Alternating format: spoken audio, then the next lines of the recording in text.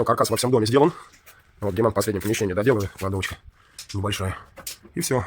Начнем монтаж дерева вот сюда. Вот оттуда будем начинать заполнять вот это пространство. Все сделано, каркас во всем доме. Вот сегодня последнее помещение доделано. Все, санузел сделан. Ну и это пространство.